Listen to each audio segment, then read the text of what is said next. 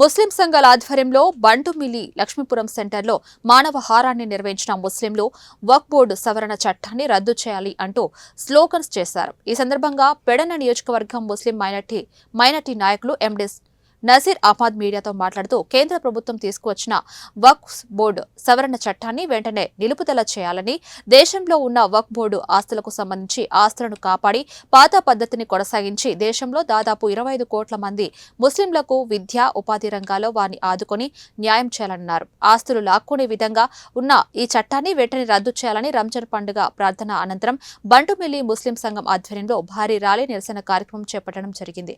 ఇందులో పార్టీలకు అతీతంగా భారీ ఎత్తున ముస్లింలు పాల్గొన్నారు.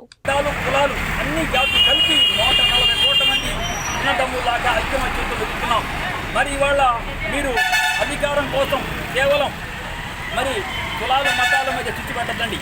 ఎందుకంటే ఇవాళ 140 కోట్ల మంది కలిస్తేనే భారతదేశం.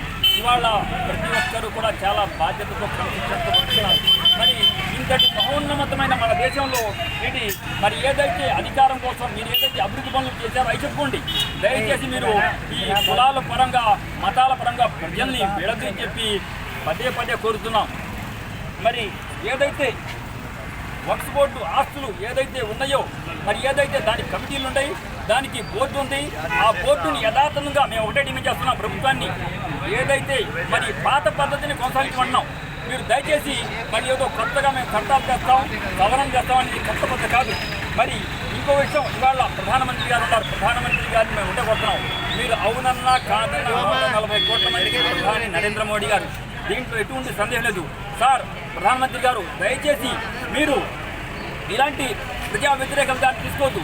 ఎందుకంటే ఇవాళ మేము ఒకటే చూస్తున్నాం, చాలా రాష్ట్రాల్లో కూడా మళ్ళీ ముస్లింస్ వెనకబడి ఉన్నారు. ఉద్యోగ ఉపాధి అవకాశాల్లో కూడా చాలా వెనుక